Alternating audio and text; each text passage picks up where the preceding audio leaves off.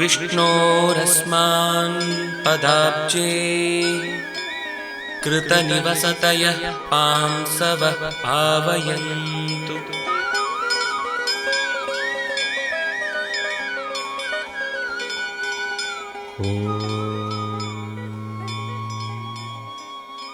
व्याख्यामुद्रां करसरसुजैः पुस्तकं शङ्खचक्रे बिभ्रद्भिन्नस्फटिकरुचिरे पुण्डरीके निषण्णः अम्लानश्रीरमृतविशधेरंशुभिः प्लावयन् माम् आविर्भूयादनघमहिमा मानसे वागधीशः।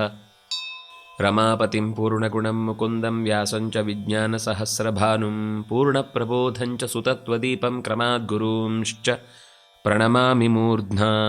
लिकुचान्वयसञ्जातः पण्डितार्यस्त्रिविक्रमः श्रीमध्वप्रेमपाकोऽयं पातु नस्तत्त्ववर्त्मनि। श्रीगुरुभ्यो नमः। स्वस्त्यस्तु सतां हरिः ಓಂ. ತ್ರಿವಿಕ್ರಮ ಪಂಡಿತರ ವಿಷ್ಣು ಸ್ತುತಿ ಅದು ನಿತ್ಯದಲ್ಲಿ ನಾವು ಭಗವಂತನ ಪಾದದಿಂದ ಹಿಡಿದು ತಲೆಯ ತನಕದ ಎಲ್ಲ ಅಂಗಗಳನ್ನು ನಮ್ಮ ಒಂದೊಂದು ಬಗೆಯ ಆಪತ್ತುಗಳನ್ನು ಪರಿಹರಿಸಲಿ, ಅಜ್ಞಾನದ ಕೊಳೆಯನ್ನು ದೂರೀಕರಿಸಲಿ ಅನ್ನುವ ಪ್ರಾರ್ಥನೆಯಂತೆ ಮೇಲಕ್ಕೆ ಮೇಲಕ್ಕೆ ಭಗವಂತನ ಅಂಗಗಳನ್ನು ಚಿಂತಿಸುವ ಒಂದು ಸುಂದರವಾದ ಕ್ರಮವುಳ್ಳ ಸ್ತುತಿ. ಭಗವಂತನ ಪಾದಗಳನ್ನು ಚಿಂತಿಸುತ್ತಾ ಚೀರ್ಣಂ ಪುಣ್ಯಂ ಸುತೀರ್ಣಂ ವ್ರಜಿನಮವಜಿತಾ ಶತ್ರವಃ ಕ್ಷೇತ್ರಜಾಯೈಃ ಹೃತ್ಪದ್ಮಂ ತತ್ಪದಾಬ್ಜದ್ಯುತಿಭಿರಹರಃ ಕ್ಷಾಲ್ಯತೆ ಕ್ಷೋದಿತಾಘೈಃ ಧನ್ಯೈಃ ವಿನ್ಯಸ್ಯಮಾನೆ ಮನಸಿ ಮುನಿಜನೈಃ ಸ್ವಾರ್ಜಿತಂ ಕರ್ಮಭರ್ಮ ಸ್ವೋಜೋಜಾಲೋಜ್ವಲೇಸ್ಮಿನ್ ಜ್ವಲನ ಇವ ವಿಶುದ್ಧ್ಯರ್ಥಮಧ್ಯರ್ಪಯಾಮಃ. ವಿಶುದ್ಧ್ಯರ್ಥಂ ಅಧ್ಯರ್ಪಯಾಮಃ. ನಾವು ಎಸಗಿದ ಎಲ್ಲ ಗೈಮೆಗಳನ್ನು ಕರ್ಮಗಳನ್ನು ಭಗವಂತನಲ್ಲಿ ಅರ್ಪಿಸುತ್ತೇನೆ. ಅದು ಎಂಥ ಭಗವಂತನ ಪಾದ ಅನ್ನೋದಕ್ಕೋಸ್ಕರ ಪೂರ್ವದಲ್ಲಿ ಹೇಳ್ತಾ, ಈ ಕಾಲುಗಳನ್ನು ಯಾರು ತನ್ನ ಹೃದಯ ಕಮಲದಲ್ಲಿ ಇರಿಸಿಕೊಂಡು ಆ ಕಾಂತಿಯಿಂದ ನಿತ್ಯವೂ ಕೂಡ ತನ್ನ ಅರಿವುಗೇಡಿತನದ ಕೊಳೆಯನ್ನು ಕಳೆದುಕೊಳ್ಳುವುದಕ್ಕೆ ಪ್ರಯತ್ನ ಮಾಡ್ತಾನೋ ಅವನು ಧನ್ಯ. ಅವನು ನಿಜವಾಗಿಯೂ ಕೂಡ ಧನ್ಯತೆಯನ್ನು ಸಂಪಾದಿಸಿದ್ದಾನೆ. ಏನು ಹಾಗಂದರೆ ಧನ್ಯ ಅಂದರೆ? ಧನ ಅನ್ನೋದು ಆ ಶಬ್ದದ ಮೂಲ. ಧನ ಅಂದಾಗ ಒಬ್ಬೊಬ್ಬರಿಗೆ ಒಂದೊಂದು ಧನ. ಕೆಲವರು ತಪೋಧನರು, ಕೆಲವರು ಮಾನಧನರು, ಕೆಲವರು ಬರೀ ಧನ ಅದರಿಂದಾಗಿ ಧನಿಕರು, ವಿದ್ಯಾಧನರು, ಇನ್ನು ಕೆಲವರು ಪುಣ್ಯಧನರು. ಹೀಗೆ ಒಬ್ಬೊಬ್ಬರಲ್ಲಿ ಒಂದೊಂದು ರೀತಿಯಾದ ಪ್ರಾಮುಖ್ಯವನ್ನು ನಾವು ಅವರು ಕೊಡುವುದನ್ನು ಗಮನಿಸ್ತೇವೆ. ತಪೋಧನರು ಅಂತಂದಾಗ ತಪಸ್ಸೇ ನಮ್ಮ ಸಂಪತ್ತು ಅಂತ ಭಾವಿಸಿದವರು. ವಿದ್ಯಾಧನರು ಅಂದರೆ ವಿದ್ಯೆಯೇ ಸಂಪತ್ತು ಅಂತ ಭಾವಿಸಿದವರು. ಹೊರಗಿನ ವಸ್ತುಗಳು, ಹೊನ್ನು ಮಣ್ಣು ಇದನ್ನೇ ಸಂಪತ್ತು ಅಂತ ಭಾವಿಸಿದವರು ಹೊರಗಣ ಸಂಪತ್ತಿಗೆ ಹೆಚ್ಚು ಒತ್ತು ಕೊಡುವವರು. ಇಲ್ಲಿ ಧನ್ಯ ಅಂತ ಶಬ್ದ ಬಳಸಿದ್ದು ವಿತ್ತಂ ವಿದ್ಯಾಧನಾತ್ಮಕಂ. ಭಗವಂತನ ಅರಿವು ಅದೇ ದೊಡ್ಡ ಸಂಪತ್ತು. ಬೇರೆ ಎಲ್ಲ ಸಂಪತ್ತು ಕರಗಿ ಹೋಗುತ್ತೆ, ಅದರ ವಿದ್ಯಾಸಂಪತ್ತು ಕರಗಿ ಹೋಗದೇ ಇರುವಂಥದ್ದು. ಯಾರು ಭಗವಂತನ ಪದಕಮಲಗಳಿಂದ ಹೊರಟ ಕಾಂತಿಯಿಂದಾಗಿ ತಮ್ಮ ಅರಿವುಗೇಡಿತನದ ಕೊಳೆಯನ್ನು ಕಳೆದುಕೊಂಡು ನಿಜವಾಗಿಯೂ ಸಂಪತ್ತಿನಿಂದ ತುಂಬಿಕೊಂಡವರಾಗ್ತಾರೋ ಅವರು ಧನ್ಯರು, ನಿಜವಾದ ಧನವನ್ನು ಸಂಪಾದಿಸಿದವರು. ಧನ್ಯರು ಅಂದರೆ ನನಗೆ ಈ ಕೆಲಸ ಮಾಡಿದ್ದು ತೃಪ್ತಿಯಾಯಿತು, ನನಗೆ ಈ ಅರಿವು ಪಡೆದದ್ದು ಖುಷಿಯಾಯಿತು, ಮಾಡಬೇಕು ಎನಿಸಿದಂತಹ ಕರ್ತವ್ಯವನ್ನು ಕೃತಂ ಕೃತ್ಯಂ ಕೃತಂ, ಯಾವುದು ಮಾಡಬೇಕಿತ್ತೋ ಅದು ಮಾಡಿ ಆಯಿತು, ಪಡೆಯಬೇಕಿತ್ತೋ ಪಡೆದಾಯಿತು. ಭಗವಂತನ ಪದತಲದಿಂದ ಅನುಗ್ರಹವನ್ನು ಪಡೆದವರು ಎಲ್ಲವನ್ನೂ ಪಡೆದಂತೆ ಅವರು ಧನ್ಯರು ಅನ್ನುವ ಮಾತನ್ನು ಹೇಳ್ತಾ ಅವರು ಸುತೀರ್ಣಂ ವ್ರಜಿನಂ, ಪಾಪಗಳನ್ನೆಲ್ಲ ದಾಟಿ ನಿಂತವರು ಬಹಳ ಪುಣ್ಯವಂತರು. ಅವರಷ್ಟು ಪುಣ್ಯವಂತರು ಇನ್ನೊಬ್ಬರು ಇರಲಿಕ್ಕೆ ಸಾಧ್ಯವೇ ಇಲ್ಲ. ಯಾಕೆಂದರೆ ಲೋಕದ ಎಲ್ಲ ಸಂಪತ್ತನ್ನು ಪಡೆದವರು ಒಂದು ದಿವಸ ಖಾಲಿ ಕೈ ಹಿಡ್ಕೊಂಡು ಓಡಾಡಿ ಮತ್ತೆ ಕೈ ನೀಡುವ ಬೇಡುವ ಸ್ಥಿತಿಗೆ ಬಂದು ನಿಲ್ಲುವುದನ್ನು ನೋಡುತ್ತೇವೆ. ಆದರೆ ದೇವರ ಅನುಗ್ರಹವನ್ನು ಪಡೆದವರು ಮತ್ತೆ ಇನ್ನೊಬ್ಬರ ಮುಂದೆ ಕೈ ಚಾಚುವ ಪ್ರಸಂಗವೇ ಇಲ್ಲ. ಯಾಕೆಂದರೆ ಅವರಿಗೆ ಭರವಸೆ, ಭಗವಂತ ನಮ್ಮ ಜೊತೆಗಿದ್ದಾನೆ, ಯಾರಿಗಾಗಿಯೂ ನಾವು ಯಾವ ಕಾಲದಲ್ಲಿಯೂ ಎಂಥ ಪ್ರಸಂಗದಲ್ಲಿಯೂ ಕೈ ನೀಡುವ ಕೈ ಚಾಚುವ ಪ್ರಸಂಗ ನಮಗೆ ಬರುವುದಿಲ್ಲ ಅನ್ನುವ ವಿಶ್ವಾಸದಿಂದಲೇ ಎಷ್ಟು ಕಡು ಕಷ್ಟದಲ್ಲಿದ್ದರೂ ಅವರು ಅದನ್ನು ಕಷ್ಟ ಅಂತ ಭಾವಿಸದೆ ಇದು ನೀನು ಕೊಟ್ಟದ್ದು ಅನ್ನುವ ಇಷ್ಟಪಟ್ಟು ಬದುಕುವಂತಹ ಶಕ್ತಿಯನ್ನು ಅವರು ಪಡೆದೇ ತಮ್ಮ ಬದುಕನ್ನು ಮುಂದೆ ನಡೆಸ್ತಾ ಹೋಗ್ತಾರೆ. ಹಾಗಾಗಿ ಭಗವಂತನ ಪಾದದ ಬೆಳಕಿನಿಂದ ಪುಣ್ಯವನ್ನು ಸಂಪಾದಿಸಿದವರು, ಪಾಪವನ್ನು ಕಳೆದುಕೊಂಡವರು, ಇನ್ನೂ ಒಂದು ಹೇಳ್ತಾರೆ ದುಃಖವನ್ನು ದಾಟಿಕೊಂಡವರು. ಮನಸ್ಸಿನಲ್ಲಿ ಸಹಜ ತಾನೇ, ಮನುಷ್ಯ ಅಂದಮೇಲೆ ಅವನಿಗೊಂದು ಮನಸ್ಸಿದೆ, ಮನಸ್ಸು ಅಂದಮೇಲೆ ಅದಕ್ಕೊಂದು ಆಸೆ ಇದೆ, ಆಸೆ ಅಂದಮೇಲೆ ಅದು ಹಾಳಾಗುತ್ತೆ. ಯಾಕೆಂದರೆ ಪ್ರಕೃತಿಗೆ ಸಹಜವಾದ ಆಸೆ ಇರುವುದಿಲ್ಲ, ಏನೇನೋ ಆಸೆಗಳು ಹುಟ್ಟುತ್ತವೆ. ಯಾಕೆಂದರೆ ಆಸೆ ಬುರುಕರು ಬದುಕಿದ ರೀತಿಯನ್ನೇ ನಾವು ಹೆಚ್ಚು ಕಾಣುವಂಥದ್ದು. ಅವರು ಬಯಸಿದ ಆಸೆಯನ್ನೇ ಬಹುಶಃ ನಾವು ಬಯಸಬೇಕಾದ್ದೋ ಏನೋ ಅಂತ ಭಾವಿಸಿ ಅವರು ಬಯಸಿದಂತೆಯೇ ನಾವು ಬಯಸ ಹೋಗಿ ಕೈ ಸುಟ್ಟುಕೊಳ್ಳುವುದನ್ನೇ ನೋಡ್ತೇವೆ.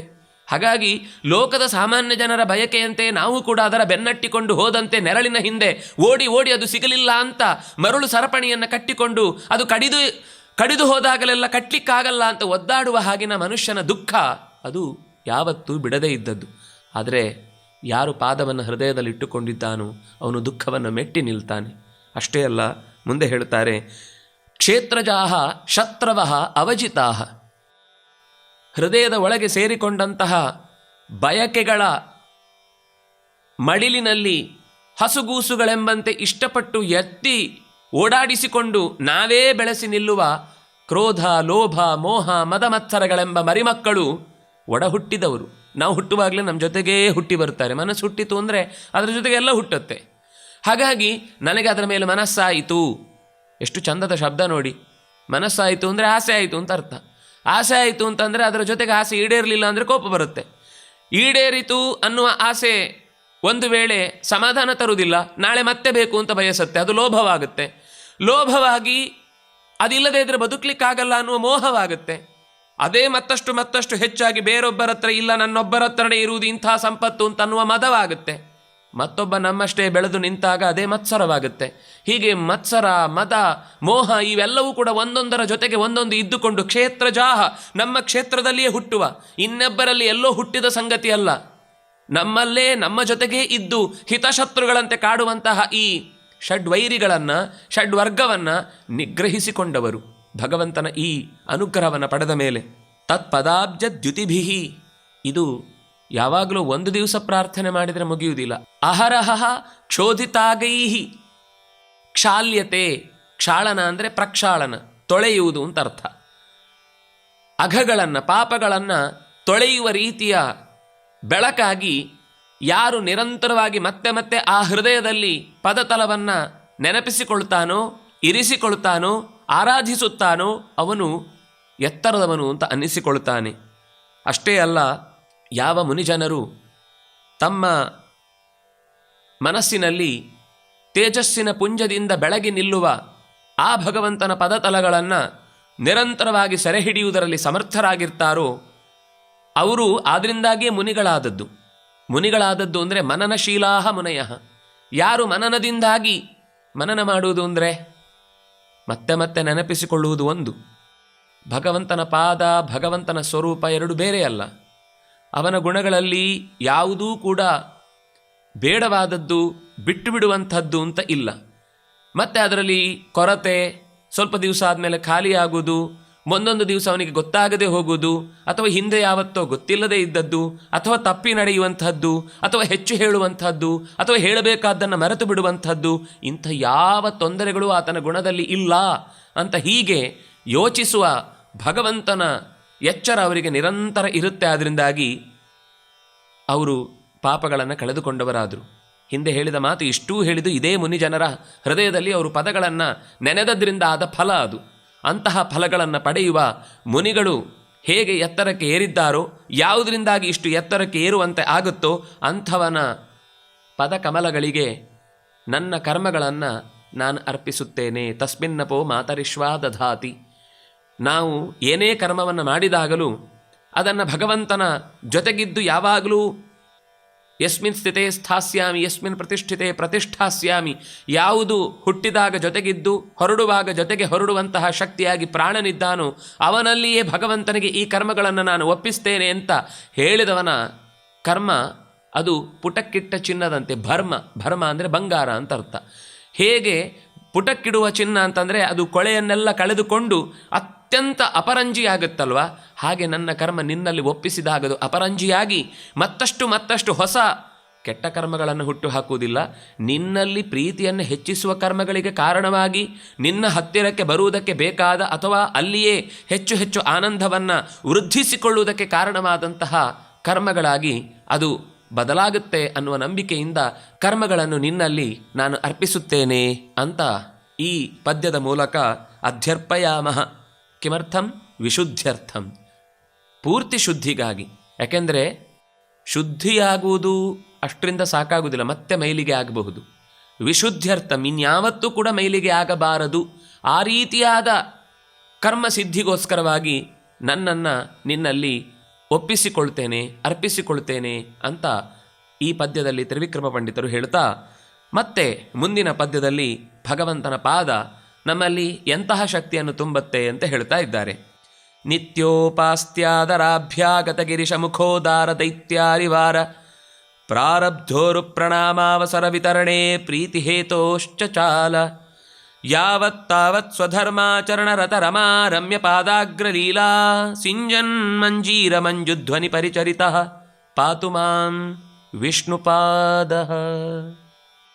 ಮಾಂ ವಿಷ್ಣುಪಾದ ಪಾತು, ನನ್ನನ್ನು ಎಲ್ಲ ಕಡೆ ವ್ಯಾಪಿಸಿಕೊಂಡಿರುವ ನಾರಾಯಣನ ಪಾದಸ್ವರೂಪ ಅದು ಕಾಪಾಡಲಿ, ರಕ್ಷಿಸಲಿ. ಎಂತಹ ಪಾದ! ಯಾಕೆ ಈ ಶ್ಲೋಕದಲ್ಲಿ ಮತ್ತೆ ಪಾದದ ಬಗ್ಗೆ ವರ್ಣನೆ ಮಾಡ್ತಾ ಇದ್ದಾರೆ ಅಂದರೆ, ಕೇವಲ ಮುನಿಜನರು ಮಾತ್ರ ಅಲ್ಲ, ಲೋಕದಲ್ಲಿ ಯಾರು ದೇವತೆಗಳಲ್ಲೇ ಅತ್ಯಂತ ಹಿರಿಯರು ಅಂತ ಭಾವಿಸಿ ಇವತ್ತಿನವರೆಗೂ ಅವರ ಬಗ್ಗೆ ಮತ್ತಷ್ಟು ಹೆಚ್ಚು ಪ್ರೀತಿಸಬೇಕೆಂಬ ಭಾವ ತಾಳುವಷ್ಟು ಗುಣಭಾರವನ್ನು ಯಾರು ಹೊತ್ತಿದ್ದಾರೋ ಅವರ ಬಗ್ಗೆ ನಮಗೆ ಪ್ರೀತಿ ಹೆಚ್ಚುವುದಕ್ಕೆ ಕಾರಣವಾದದ್ದು ಕೂಡ ಇದೇ ಪಾದ ಅನ್ನೋದನ್ನು ಎಚ್ಚರಿಸಲಿಕ್ಕೋಸ್ಕರ ಈ ಮಾತು ಬಂತು. ನಿತ್ಯ ಉಪಾಸ್ತಿ ಆದರ ಅಭ್ಯಾಗತ ಗಿರಿಶ ಮುಖೋದಾರ ದೈತ್ಯಾರಿವಾರ ಪ್ರಾರಬ್ಧ ಉರು ಪ್ರಣಾಮಾವಸರ ವಿತರಣೆ ಪ್ರೀತಿ ಹೇತೋ ಚಚಾಲ. ನಿತ್ಯದಲ್ಲಿಯೂ ಉಪಾಸನೆ ಅನ್ನೋದು ಅವರ ವ್ರತ. ಆ ಉಪಾಸನೆಯನ್ನು ಯಾವತ್ತೂ ಬಿಡುವುದಿಲ್ಲ. ಉಪಾಸನೆ ಅಂತಂದರೆ ಭಗವಂತನ ನಿರಂತರವಾಗಿ ಸ್ಮರಿಸುವುದು, ಆಧರಿಸುವುದು, ಪೂಜಿಸುವುದು. ಅದನ್ನೇ ಆದರ ಅಭ್ಯಾಗತ. ಆಧರಿಸುವುದಕ್ಕಾಗಿ ಅಭಿಮುಖಗೊಂಡಂತಹ ಶರೀರವುಳ್ಳವರಾಗಿ ಬಂದ ಗಿರೀಶ ಮೊದಲಾದ, ಗಿರೀಶ ಅಂದರೆ ರುದ್ರದೇವ, ರುದ್ರದೇವನೇ ಮೊದಲಾದ ಉದಾರ ದೋಷವಿಲ್ಲದ ದೈತ್ಯಾರಿವಾರ, ದೈತ್ಯರ ಶತ್ರುಗಳಾಗಿ ಅಂದರೆ ದೇವತೆಗಳ ಗುಂಪನ್ನು, ವಾರ ಅಂದರೆ ಗುಂಪು ಅಂತ ಅರ್ಥ, ದೈತ್ಯರುಗಳ ಗುಂಪನ್ನು ಕಟ್ಟಿಕೊಂಡು ಆರಂಭಿಸಿದ ಪ್ರಾರಬ್ಧ ಉರು ಪ್ರಣಾಮಾವಸರ, ಭಗವಂತನ ಕ್ರಿಯೆಯನ್ನು, ಭಗವಂತ ಮಾಡಿದ ಉಪಕಾರವನ್ನು ಮತ್ತೆ ನೆನೆದು ದೊಡ್ಡ ನಮಸ್ಕಾರಗಳನ್ನು ಅಂದರೆ ಪೂರ್ಣ ಪ್ರಮಾಣದ ನಮಸ್ಕಾರ, ಸಾಷ್ಟಾಂಗ ಪ್ರಣಾಮ. ಅದು ಸಾಷ್ಟಾಂಗ ಪ್ರಣಾಮ ಅಂದಾಗ ಕೇವಲ ಮಾತಿನಲ್ಲಲ್ಲ, ತಲೆಯನ್ನು ಪಾದಕ್ಕೆ ಘಟ್ಟಿಸಿ ಮಾಡಿದ ನಮಸ್ಕಾರ.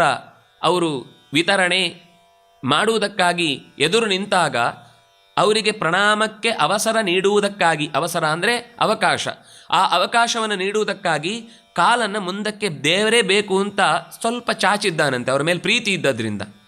ಇಷ್ಟ ಇಲ್ಲದವರು ಬಂದು ನಮಸ್ಕಾರ ಮಾಡಿದರೆ ಕಾಲು ಹಿಂದಕ್ಕೆ ತಗೋತೇವೆ ನಾವು. ನಮಸ್ಕಾರ ಮಾಡಿದ ಮೇಲೆ ಅನುಗ್ರಹ ಮಾಡುವ ಇಷ್ಟ ಇಲ್ಲ ಅಂತ ಅರ್ಥ ಅದು. ಆದರೆ ಭಗವಂತ ಪ್ರೀತಿ ಹೇತು ಕಾಲನ್ನು ಅವರಿಗಾಗಿ ಸ್ವಲ್ಪ ಮುಂದೆ ಸರಿಸಿದ್ದನಂತೆ. ಅವರಿಗೆ ಕಷ್ಟ ಆಗಬಾರ್ದು, ಅಲ್ಲಿ ಇನ್ನೂ ಒಂದು ಇಂಚು ಹಿಂದಕ್ಕೆ ಬಂದು ಅವರು ಹೆಚ್ಚು ಶ್ರಮ ಪಡಬಾರದು, ಅವರಿಗೆ ನಾನು ಒಂದು ಸ್ವಲ್ಪ ಹೆಚ್ಚು ಸಹಾಯ ಮಾಡಬೇಕು ಅನ್ನುವ ಹಾಗೆ. ಈಗ ಯಾರಾದರೂ ಬಹಳ ಪ್ರೀತಿಯಿಂದ ಅಪ್ಪಿಕೊಳ್ಳಿಕ್ಕೆ ಬಂದಾಗ ನಾವೇ ಒಂದು ಕಡೆ ನಿಂತಲ್ಲೇ ನಿಂತು ಕಾಯುವುದು ಅನ್ನೋದಕ್ಕಿಂತ ಒಳ್ಳೆಯತನ ಅಂದರೆ ಏನು, ಅಥವಾ ಅಲ್ಲಿ ಪ್ರೀತಿಯ ಪ್ರತಿಕ್ರಿಯೆ ಅನ್ನೋದು ಕಾಣುವುದು ಹೇಗೆ? ನಾವು ಒಂದೆರಡು ಹೆಜ್ಜೆ ಮುಂದೆ ಹೋಗಿ ಅವರ ಕೈ ಹಿಡಿಯುವುದು, ಅವರು ನಮಸ್ಕರಿಸಲಿಕ್ಕೆ ಬಂದಾಗ ಭುಜ ಹಿಡಿದು ಎಬ್ಬಿಸುವುದು, ಇದೆಲ್ಲ ಒಂದು ಗುಣ, ದೊಡ್ಡವರಾಗಿ ನಡ್ಕೊಳ್ಬೇಕಾದ ರೀತಿ. ಭಗವಂತ ಅದೇ ರೀತಿ ತನ್ನ ಪದವನ್ನು ಅವರತ್ತ ಚಲಿಸುವಂತೆ ಮಾಡ್ತಾ ಸಂತೋಷ ಪಡ್ತಾ ಇದ್ದಾನೆ. ಎಂತಹ ಪಾದ! ಯಾವತ್ತಾವತ್ ಸ್ವಧರ್ಮಾಚರಣ ರತರಮಾ, ತನ್ನ ಧರ್ಮವನ್ನು ಆಚರಣೆ ಮಾಡುವುದರಲ್ಲಿ ಯಾವತ್ತೂ ಖುಷಿಪಡುವಂತಹ ರಮೆ ಭಗವಂತನ ಪಾದವನ್ನು ಒತ್ತಬೇಕು, ಭಗವಂತನ ಪಾದದ ಸೇವೆಯನ್ನು ಮಾಡಬೇಕು ಅಂತ ಯಾವತ್ತೂ ಅವಳು ಅಂದ್ಕೊಳ್ತಾನೆ ಇರ್ತಾಳೆ. ಒಂದು ದಿವಸವೂ ಎಷ್ಟು ದಿವಸ ಅಂತ ಮಾಡೋದ್ರಿ, ಸಾಕಾಯಿತು ನನಗೆ ಅಂತ ಕೋಪಕ್ಕೂ ತಮಾಷೆಗೂ ಬೇಸರದಿಂದ ಅಡ್ಡ ಮಾತಾಡಿದವಳಲ್ಲ. ಅಂತಹ ನಿರಂತರ ಅಗ್ರ ಲೀಲಾ ಸಿಂಜನ್ ಮಂಜೀರ ಮಂಜುಧ್ವನಿ ಪರಿಚರಿತ ಭಗವಂತನ ಪಾದವನ್ನು ಒತ್ತುವುದಕ್ಕಾಗಿ ತನ್ನ ನಿವಾಸ ಸ್ಥಾನದಿಂದ ಓಡೋಡಿ ಬರ್ತಾ ಇರುವಂತಹ ಲಕುಮಿಯ ಹೆಜ್ಜೆಗಳಲ್ಲಿ ಗೆಜ್ಜೆಯ ದನಿ ಎನ್ನುವುದು ನಿನದಿಸುವಾಗ ಆ ನಿನದದಿಂದ ಸೇವೆಗೊಂಡಂತಹ ಪಾದ. ಆ ನಿನಾದ ಅನ್ನುವುದೇ ದೇವರ ಪಾದವನ್ನು ಸೇವೆ ಮಾಡ್ತಾ ಇದೆ. ಅಂದರೆ ಆ ನಿನಾದದಿಂದ ದೇವರ ಸೇವೆಗಾಗಿ ನಾನು ಬರ್ತಾ ಇದ್ದೇನೆ, ನನ್ನಲ್ಲಿ ನಿನ್ನ ಬಗ್ಗೆ ಅತ್ಯಂತ ಪ್ರೀತಿ ಇದೆ ಅನ್ನೋ ಭಾವವನ್ನು ಆ ಗೆಜ್ಜೆಯ ದನಿಯೂ ಕೂಡ ನುಡಿತಾ ಇದೆ. ಅಂತಹ ಗೆಜ್ಜೆಯ ದನಿಯಿಂದ ಸೇವೆಯನ್ನು ಪಡೆಯುತ್ತಿರುವಂತಹ ಭಗವಂತನ ಪಾದ, ಆ ಪಾದ ನನ್ನನ್ನು ಪಾಲಿಸಲಿ. ಅಂದರೆ ಲಕುಮಿಯನ್ನು ಪಾಲಿಸಿದ ಪಾದ, ನಾಲ್ಮೊಗನನ್ನು ಪಾಲಿಸಿದ ಪಾದ, ಗಿರಿಶ ಮೊದಲಾದ ದೇವತೆಗಳನ್ನು ಅತ್ಯಂತ ಆಪ್ತಿಯಿಂದ ಹತ್ತಿರಕ್ಕೆ ಕರೆಸಿಕೊಂಡ ಪಾದ, ಆ ಪಾದ ನನ್ನ ಕಡೆಗೂ ಕೂಡ ಚಾಚಲಿ. ನನ್ನ ನಮಸ್ಕಾರ ಮಾಡುವಾಗ ನನ್ನ ಹಣೆಗೆ ಅವನ ಪಾದ ತಾಗಲಿ. ನನಗೆ ಅದು ಎಚ್ಚರ ಬರುತ್ತೋ ಇಲ್ಲೋ ಗೊತ್ತಿಲ್ಲ. ಅದರ ಒಟ್ಟು ತಾತ್ಪರ್ಯ ಏನು? ದೇವರ ಕಾಲನ್ನು ಮುಂದಿಡುವುದು ಅಂದರೆ ನಮಗದು ಒಂಥರ ವಿಚಿತ್ರ ಅನ್ನಿಸ್ಬೋದು. ಏನು ನಮಸ್ಕಾರ ಮಾಡ್ತಾರೆ ಅಂದರೆ ಕಾಲು ಮುಂದೆ ಚಾಚುತ್ತಾನೆ ಅಂತ. ಹಾಗಲ್ಲ.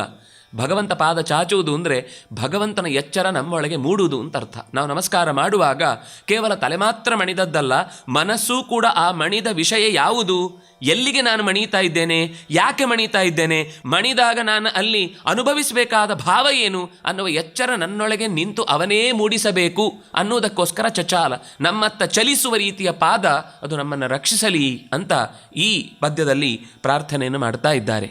ದಿಧ್ಯಾಸೋರ್ಧ್ವಾಂತಘಾತೋಪಹಿತ ನಿಜ ಮಹಸ್ಸಂಭೃತ ಸ್ತಂಭ ಶೋಭಾಂ ಬಿಭ್ರಾಣೇ ನಿಘ್ನತಾನ್ನ ಸ್ಮರಣ ಸರಣಿಕಾ ವಿಘ್ನಮೀಶಸ್ಯ ಜಂಘೇ ಶ್ರೀಮಜ್ಜಾನುಪ್ರಭಾಮುಂ ಮಣಿಮುಕುರ ಶಿರಃ ಶೇಖರೇ ಶ್ರೀಕರಾಭ್ಯಾಂ ಆರೋಪ್ಯಾಂಕಂ ವಿಪಂಕಂ ಪರಿಮೃದು ಮೃದಿತೆ ಶೇಷ ಪರ್ಯಂಕತೋಯೇ. ಯಾವ ಪಾದದ ಮೇಲ್ಭಾಗದ ಮೊಣಕಾಲು ನಮ್ಮ ಧ್ಯಾನ ಮಾಡಬೇಕು ಅನ್ನುವ ಬಯಕೆಗೆ ತಡೆಗಳೇನಾದರೂ ಇದ್ದರೆ ಅದನ್ನು ಪರಿಹರಿಸುವುದಕ್ಕೋಸ್ಕರ ಇದೆಯೋ ಅಂತಹ ಮೊಣಕಾಲು ನಮ್ಮನ್ನು ರಕ್ಷಿಸಲಿ ಅಂತ ಒಟ್ಟು ಕೇಳ್ತಾ ಇದ್ದಾರೆ.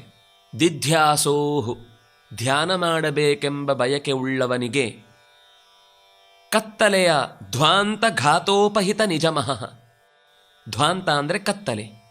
ಆ ಕತ್ತಲೆಯಿಂದ ದೊಡ್ಡವಾದ ಆಘಾತ ಅಂದರೆ ಬೆಳಕು ಬಾರದಂತೆ, ಅರಿವು ಮೂಡದಂತೆ ಮಾಡುವಂತಹ ಒಂಥರ ಸ್ಟನ್ ಆಗುವುದು. ಏನು ಮಾಡಬೇಕು ಅಂತ ಮುಂದೆ ಗೊತ್ತಾಗದಂತೆ, ಒಂದೇ ಕಡೆಗೆ ಮನಸ್ಸು ಮುಂದೆ ಚಲಿಸದಂತೆ, ಹಿಂದೆ ಸಾಗದಂತೆ, ಹೊಸತನ್ನು ಯೋಚಿಸದಂತೆ, ಹಳೆದನ್ನು ನೆನಪಿಸಿಕೊಳ್ಳದಂತೆ ಪೂರ್ತಿ ಸ್ತಬ್ಧವಾಗುವಂತಹ ಸ್ಥಿತಿಗೆ ಬಂದ ಹೊತ್ತಿಗೆ ಅದನ್ನು ದೂರೀಕರಿಸುವ, ಆ ಅನಾಯಾಸವಾಗಿ ಅಂತಹ ನಿಜ ತನ್ನದೇ ಆದಂತಹ ಅರಿವನ್ನು ಹೆಚ್ಚಿಸುವ, ತೇಜಸ್ಸನ್ನು ಹುಟ್ಟಿಸಿಕೊಂಡ ಆ ಭಗವಂತನ ಪಾದ ಮಹಾ ಅಂದರೆ ತೇಜಸ್ಸು, ಮಹಸ್ ತೇಜಸ್ಸಿನಿಂದ ಸಂಭೃತ ಸ್ತಂಭ ಶೋಭಾಂ.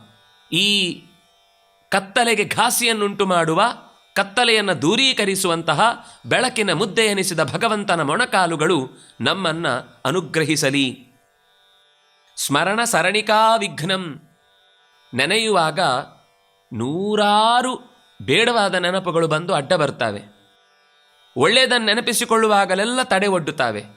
ಅಂತಹ ನೆನಪಿನ ಸರಣಿಯನ್ನು ಕತ್ತರಿಸುವುದಕ್ಕಾಗಿ ಮಧ್ಯೆ ಎದ್ದು ನಿಂತ ಮುಳ್ಳಿನಂತೆ ನಮ್ಮನ್ನು ಚುಚ್ಚಿ ಬೇರೆಡೆಗೆ ಸೆಳೆಯಬಲ್ಲಂತಹ ವಿಘ್ನವನ್ನು, ಶಕ್ತಿಯನ್ನು ದೂರೀಕರಿಸುವುದಕ್ಕಾಗಿ ಈ ಜಂಘಗಳು, ಈ ಮೊಣಕಾಲುಗಳು, ಈಶಸ್ಯ ಜಂಘೇ ಬಿಭ್ರಾಣೇ ನಿಘ್ನತಾಂ, ದೂರೀಕರಿಸಲಿ, ನಿಘ್ನತಾಂ ನಾಶ ಮಾಡಲಿ. ಅದು ನಮ್ಮನ್ನು ಎತ್ತರಕ್ಕೆ ಏರಿಸುವುದಕ್ಕಾಗಿ, ಕತ್ತಲೆಯಿಂದ ದೂರೀಕರಿಸುವುದಕ್ಕಾಗಿ, ರಕ್ಷಿಸುವುದಕ್ಕಾಗಿ ಜೊತೆಗಿರಲಿ. ಎಂತಹ ಪಾದ, ಎಂತಹ ಮೊಣಕಾಲು! ಶ್ರೀಮಜ್ಜಾನುಪ್ರಭಾಮುಂ ಮಣಿಮುಕುರ ಶಿರಶೇಖರೇ ಶ್ರೀಕರಾಭ್ಯಾಂ. ಲಕುಮಿ ಶೇಷನ ಮೇಲೆ, ಶೇಷ ಪರ್ಯಂಕತೋಯೇ, ಶೇಷನ ಮೇಲೆ ಕಾಲು ಚಾಚಿ ಭಗವಂತ ಮಲಗಿದ್ದಾನೆ. ಹಾಗೆ ಮಲಗಿರುವ ಭಗವಂತನ ಪದತಲಗಳನ್ನು ಮೊಣಕಾಲು ಸಹಿತವಾಗಿ ಲಕುಮಿ ಆಗಲೇ ಹೆಜ್ಜೆ ಇಟ್ಟುಕೊಂಡು ಓಡಿ ಬಂದಿದ್ದಾಳೆ ಭಗವಂತನ ಸೇವೆಗೋಸ್ಕರ. ಆ ಹೆಜ್ಜೆ ಇಡುವ ಗೆಜ್ಜೆಗಳ ನಾದದಿಂದಲೇ ಭಗವಂತನ ಸೇವೆಯನ್ನು ಮಾಡ್ತಾ ಇದ್ದೇನೆ, ಮಾಡುವುದಕ್ಕಾಗಿ ಬರ್ತಾ ಇದ್ದೇನೆ ಅನ್ನುವ ಸೂಚನೆಯನ್ನು ಕೊಟ್ಟವಳು ಈಗ ಬಂದು ಕೂತಿದ್ದಾಳೆ. ಕೂತವಳು ಭಗವಂತನ ಪದತಲವನ್ನು ತನ್ನ ಮಡಿಲಿನ ಮೇಲೆ ಹಾಕಿಕೊಂಡಿದ್ದಾಳೆ. ಆರೋಪ್ಯ ಅಂಕಂ, ಅಂಕ ಅಂದರೆ ತೊಡೆ, ಎರಡೂ ಕಾಲುಗಳನ್ನು ತನ್ನ ತೊಡೆಯ ಮೇಲೆ ಇರಿಸಿಕೊಂಡು, ಅದು ಎಂಥ ಪಾದ, ವಿಪಂಕಂ, ಸ್ವಲ್ಪವೂ ಕೊಳೆಯಿಲ್ಲ, ಅದರಲ್ಲಿ ಯಾವತ್ತೂ ಯಾವ ರೀತಿಯಿಂದಲೂ ದೋಷ ಇಲ್ಲ, ಅದರಲ್ಲಿ ತಪ್ಪುಗಳು ಹುಡುಕುವುದಕ್ಕೆ ಸಾಧ್ಯವಿಲ್ಲ. ಅಥವಾ ನಮ್ಮ ಹಾಗಿನ ಗಾಯಗಳು ಇನ್ನೇನಾದರೂ ಬೇಡವಾದಂತಹ ಕೆಲಸದಿಂದಾಗಿ ಅಂಟಿಕೊಂಡ ಕೆಸರು ಅಲ್ಲಿ ಇಲ್ಲ. ಅಂತಹ ಪರಿಮೃದು, ಅತ್ಯಂತ ಮೆದುವಾದ, ಭಾರವೆನಿಸದ, ಕೊಳೆಯಿಲ್ಲದ ಪಾದಗಳನ್ನು, ಮೊಣಕಾಲುಗಳನ್ನು ತೊಡೆಯ ಮೇಲೆ ಇರಿಸಿಕೊಂಡಿದ್ದಾಳೆ. ಆ ಮೊಣಕಾಲಿನ ಮಣಿಗಂಟಿದೆಯಲ್ವಾ, ಅದು ಒಳ್ಳೆಯ ಮುತ್ತಿನ ರತ್ನದ ಕಿರೀಟವನ್ನು ಹೊತ್ತು ನಿಂತಂತೆ ಕಾಣಿಸ್ತಾ ಇದೆ. ಆ ಮೊಣಕಾಲಿನ ಮೇಲ್ಭಾಗಕ್ಕೆ, ಮಣಿಗಂಟಿನ ಭಾಗದ ತನಕ ಆ ಇಡೀ ಕಾಲಿಗೆ ಮೇಲೊಂದು ಶಿಖರ ಇಟ್ಟಂತೆ ಒಂದು ಸುಂದರವಾದ ಕನ್ನಡಿಯ ಭಾವದಿಂದ ಮುತ್ತುಗಳು, ರತ್ನಗಳು ಅಲ್ಲಿ ಹೊಳಿತಾ ಇವೆ. ಅಂತಹ ಪ್ರಭಾ ಬೆಳಕಿನ ದೊಡ್ಡದಾದ, ಸುಂದರವಾದ, ಆಕರ್ಷಕವಾದ ಮಣಿಯ ಕಿರೀಟವನ್ನು ಹೊತ್ತು ನಿಂತಂತೆ ಶೇಖರ, ಅದು ಎತ್ತರ ಶಿಖರದಂತೆ ನಿಂತಿರುವಂತಹ ಸ್ಥಿತಿಯಲ್ಲಿರುವ ಮೊಣಕಾಲನ್ನು ನಾನು ನೆನಪಿಸಿಕೊಳ್ಳುತ್ತೇನೆ. ನಮ್ಮೊಳಗಿನ ಪಾಪಗಳನ್ನು, ನಮ್ಮೊಳಗಿನ ದುಷ್ಟತನಗಳನ್ನು, ನಮ್ಮಲ್ಲಿರುವಂತಹ ಅರಿವು ಕೆಡಿಸುವ ದುಷ್ಟ ಆಲೋಚನೆಗಳನ್ನು ನಿಘ್ನತಾಂ, ಅಂತಹ ಮೊಣಕಾಲು ಕೊಲ್ಲಲಿ ಅಂತ ಸ್ತಂಭದಂತೆ, ಕಂಬದಂತೆ ನಿಂತು ನಮಗೆ ಆಧಾರವಾಗಲಿ. ಹಾಗೆ ಅದು ಆಯುಧವಾಗಿ ಆ ಕಂಬದಿಂದಲೇ ಕುಡುಗೋಲಿನಿಂದ ಹೊಡೆದ ಹಾಗೆ ಅಜ್ಞಾನದ ದೊಡ್ಡ ಬಂಡೆ ಕಲ್ಲುಗಳು ಪುಡಿಗಟ್ಟಿ ದೂರವಾಗಲಿ ಅಂತ ಈ ಪದ್ಯದಲ್ಲಿ ಭಗವಂತನ ಮೊಣಕಾಲನ್ನು ಪ್ರಾರ್ಥಿಸ್ತಾ ಇದ್ದಾರೆ. ಹೀಗೆ ಭಗವಂತನ ಮೊಣಕಾಲು ನಮ್ಮೊಳಗಿನ ಎಲ್ಲ ಕತ್ತಲೆಯನ್ನು ಕಳೆಯುವುದಕ್ಕಾಗಿದೆ ಅನ್ನುವುದನ್ನು ವಿಷ್ಣುಸ್ತುತಿಯ ಈ ಪದ್ಯದಲ್ಲಿ ತ್ರಿವಿಕ್ರಮ ಪಂಡಿತಾಚಾರ್ಯರು ಸ್ತೋತ್ರವನ್ನು ಮಾಡ್ತಾ ಇದ್ದಾರೆ. ಈ ಸ್ತೋತ್ರದ ಪ್ರಾಯೋಜಕತ್ವವನ್ನು ವಹಿಸಿ ನಮ್ಮ ಧ್ಯಾನಕ್ಕೆ ಮತ್ತಷ್ಟು ಬಲವನ್ನು ತುಂಬುವ ಈ ಚಿಂತನೆಯನ್ನು ಕೊಟ್ಟ ಶ್ರೀಮತಿ ರಾಜಲಕ್ಷ್ಮೀ ಶ್ರೀನಿವಾಸರಾವ್ ದಂಪತಿಗಳಿಗೆ ಇದೇ ದಾರಿಯಲ್ಲಿ ಬರುವ ತೊಡಕುಗಳೆಲ್ಲ ದೂರವಾಗಿ ನೆಮ್ಮದಿ ಪಡಿಮೂಡಲಿ ಅಂತ ಪ್ರಾರ್ಥಿಸ್ತಾ ನಮಸ್ಕಾರ.